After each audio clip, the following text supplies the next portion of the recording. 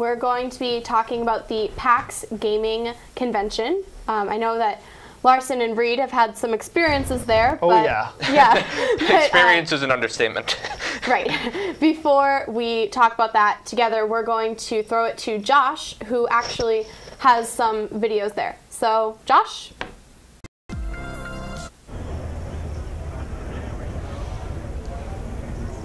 Wave high. Jason looks up surprised.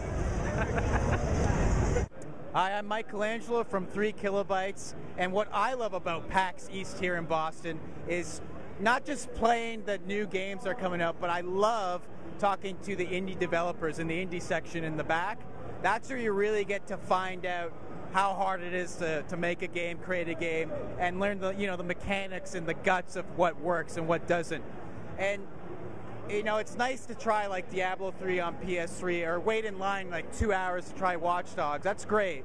But it really is about the indie development games here at PAX East, and that's why I enjoy coming here.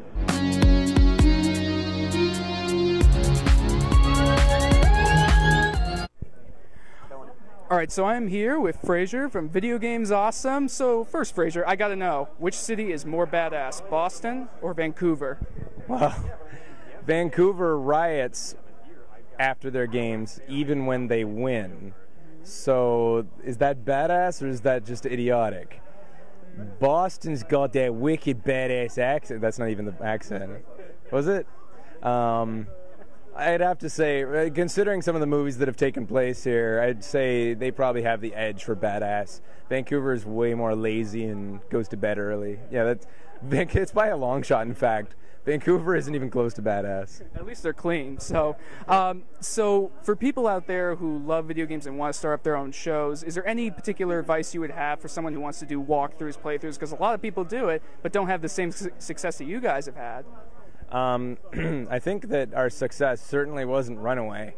We worked at it for a really long time, built a very slow growing audience. You got guys like James out there who they click with everybody and then immediately take off. Then you have guys like us who seem to have a very niche type of people who like it, right? So first thing is sometimes it's going to be a very long uphill trudge.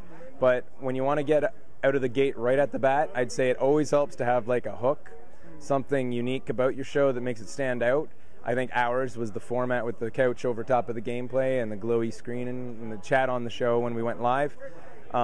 You need to stand out because it's a jungle out there when it comes to shows, and it's really tough to start now. I'd say the reason that we are where we are is because we started so early in the Wild West days. But that's probably what I'd say. Give yourself a hook, and don't make it just a girl. So out of all the games you have played, and you've played probably millions, it feels like at this point, if there's one game you had to pick that you enjoyed the most, which one was it? On show, like my favorite game to play on show, because I have it's different on my own. Like I have my favorite games on my own. One of those would be like Civilization and stuff, like the ones that I spent the most time on. But on show, I'd say stuff like probably Heavy Rain. It was just comedic goldmine, like all the way through. There was nothing you couldn't make fun of from beginning to end of Heavy Rain. So I think it wins.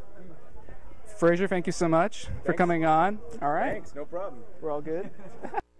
All right, so I'm Josh Englander here with Jason Huth from 3 Kilobytes. Man, it's been forever since I did that interview. How are you feeling? Good. Thank you for asking me. How are you? I'm doing very well. And so you've seen a lot of PAX East. You've been here for 2 days. What has impressed you the most while you were here? Probably some of the indie games. Most of the indie games, actually. There was this game called Castle something. I can't think of the name of it, but that game was amazing. It was like an RTS mixed with Minecraft. Mm-hmm. So personally, that was my favorite game that I saw at the show.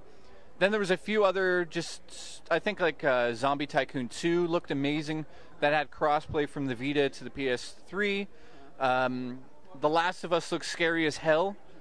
It kind of looked like Uncharted, but that's what it is. And then DuckTales in HD, remastered. Capcom looks like they finally realized what they could do for the fans, and it looks awesome. Thank you so much. This is Jason Hu from 3KB. You guys got to check out 3 Kilobytes. I'll put the link down below. Thank you, Josh, for that video. I hope it gave you a good visual representation of what PAX was, and I think it did. It was pretty close. I'd say it's pretty close. I mean, you can never get the true feel of it because it is just hectic and amazing there. I mean, words, I don't think, can really describe what it's like. To give you a perspective of what PAX is, it's basically 70,000 gamers coming into one convention center to celebrate the culture of gaming and check out games and just talk and socialize, and it's a wonderful thing. It's one of my favorite people in the world. He describes it as take the most crowded subway station you've ever been in and make it 10 times smellier. That's about what you have from PAX, but it's pretty wonderful. true. It is pretty true. Oh gosh. Yeah. So you guys went. What was your take on it? I mean, I went the year before too, and I love it there. I mean, it's not only just like you get to play amazing games, you get to be around crazy people, and I was with my friends, and that is like day of the year for me, to be quite honest. I have nothing else to say about it besides the fact that it's absolutely amazing. Absolutely. It's just kind of the whole experience where it's basically a place where games and game developers can show off their new and upcoming items. Indie games can really show their stuff where they wouldn't normally be able to. And so it's amazing just to peruse these millions of game developers, I would say, and just see what each of them individually has to offer. Just go to each stand and talk to the developers of some of these major games and less known games and just check them out and really just have a good time just socializing with people. And it's something that gamers don't do a lot, but it's wonderful. Very true. And on the topic of indie games, there were some great ones there. Absolutely. Did you play Jump Kick? I did. Jump Kick I was quite enjoyed the that. best. If they are selling that for like $10, which I'm sure they will be, I'm buying it. Green light. Please greenlight it, because that game was phenomenal. I mean, it's so simple, but it's so fun. Two buttons. One is for jump, the other is for kick. It's amazing. All you have to do is kick your opponent. Did you see the game? It was an independent game where you had to change the pixel resolution to solve puzzles and such. I didn't see that, but that sounds cool. It's basically you start in 12-bit, and then to solve puzzles, you might have to go into 64-bit to actually see a bridge that you can walk across. That's cool. And it's quite very innovative. Cool. Really interesting. That's very cool. And big name games. Watch Dogs. That looks amazing. Oh my goodness. It looks like everything they're promising it to be and more. I can't imagine how they're going to... Yeah.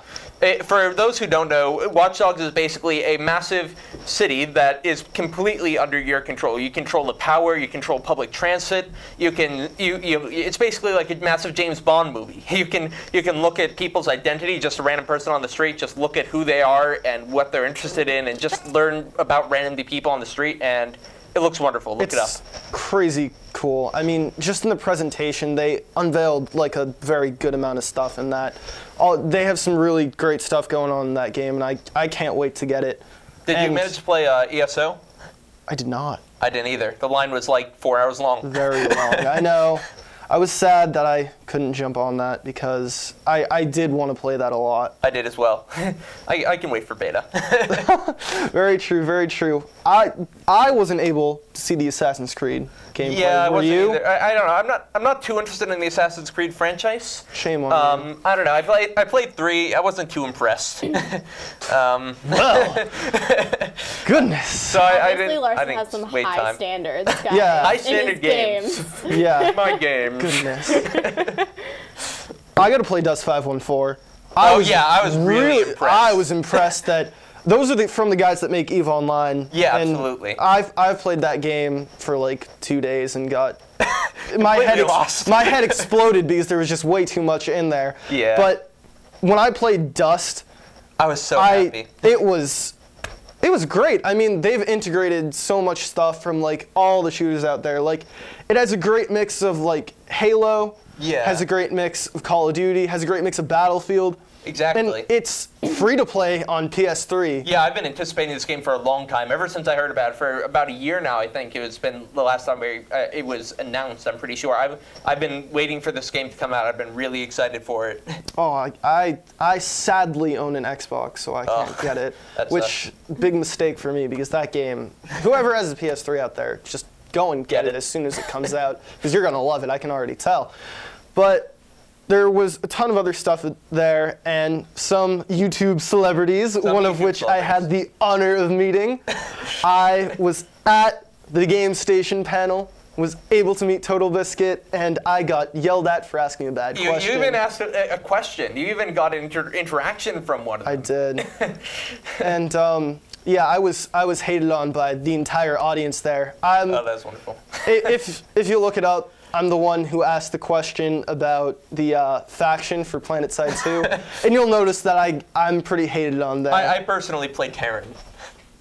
No. Stop it. So I was in support of Total Biscuit. I was one of the people booing, unfortunately. Of course. Of course. I'm pretty sure everyone else in that audience was there. But all in all, had a great time. I had a great time as well. It was quite the experience. It was fun. So does gaming get in the way of life? For me? It seems like it does. Hopefully no. Well, I don't think it does for me. Like, how are your I grades? can manage. My grades are fine. I got 3 A's out of my 3 classes last year. Thank you. Congratulations. I don't think it gets in the way of me very much. I mean, I can manage my time. At least I think I can.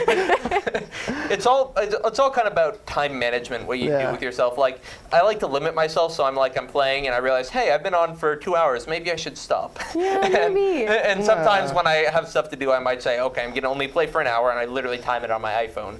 And I'm like, okay, play for an hour, stop, do work. I don't think most gamers can say that, so that's pretty impressive. I know I certainly can. I get on the a weekends little go lost. crazy, but on the weekends I try as much as I can to pull all-nighters. I don't do all-nighters. I do like 5-hour sessions, but I'm not uber hardcore. I'm pretty hardcore, but I do play with my friends, and that we stay up all night, and it's pretty much fun. like a party. It's like a party in a game. It is a party. That's pretty much what it is, though. You have all your friends, and you're playing with them. Are they next to you, or are they on like your little Xbox Live in your headset? They're on Xbox Live in your headset, but that's fine. See, I know a little bit about gaming. I know a little bit about it. All right. Well, this is all we're going to have for this segment. Thank you for watching, and see you guys next time.